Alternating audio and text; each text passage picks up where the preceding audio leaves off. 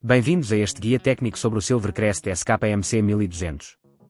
Somos a Kelatos Informática, especialistas em reparação técnica. Recolhemos o teu equipamento ao domicílio, fazemos diagnóstico gratuito e enviamos orçamento antes de reparar. Sem chamadas, sem deslocações. Estamos localizados na Cal Joaquim Maria Lopes 26, Madrid. Cómodo, transparente e profissional. Link na descrição. O teu Silvercrest SKMC 1200 está a fazer um barulho estranho. Este sintoma pode ser causado por falta de lubrificação no motor ou por componentes desgastados. Se não resolveres a tempo, o problema pode levar a danos mais graves e a uma reparação mais dispendiosa. Para esta reparação, vais precisar de algumas ferramentas e materiais, como um chave de fendas, lubrificante, um pano limpo e, possivelmente, um multímetro. Agora, vamos ao passo a passo. Primeiro, vamos abrir o equipamento com segurança. Desliga o Silvercrest SKMC 1200 e retira todos os cabos. Usa a chave de fendas para remover os parafusos na parte de trás do aparelho. Certifica-te de guardar os parafusos num local seguro. Uma vez que a parte de trás está solta, cuidadosamente levanta a tampa, tendo atenção para não danificar os clipes que a seguram. Agora, vamos localizar o motor. O motor geralmente está na parte inferior do aparelho, conectado a uma série de fios. Uma vez que localizes o motor, verifica se há qualquer sinal de desgaste ou se os rolamentos estão secos.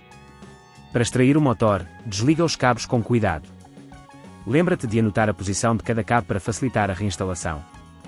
Os parafusos que seguram o motor também devem ser removidos. Aplica uma força suave, mas firme, para não partir o componente.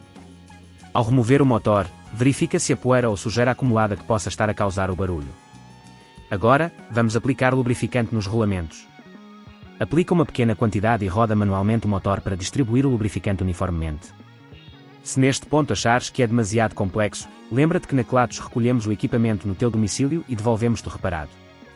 Uma vez que tudo está lubrificado, coloca o motor de volta no seu lugar, certificando-te de reconectar todos os cabos como estavam. Aperta os parafusos com cuidado, mas não demasiado, para evitar danificar o motor. Agora, é só fechar o aparelho. Alinha a parte de trás com a frente e pressiona até ouvir um clique. Coloca os parafusos que removeste anteriormente e aperta-os. Por fim, liga o aparelho e faz um teste para garantir que o barulho desapareceu. Se tudo estiver a funcionar bem, já podes usar o teu Silvercrest SKMC 1200 sem preocupações.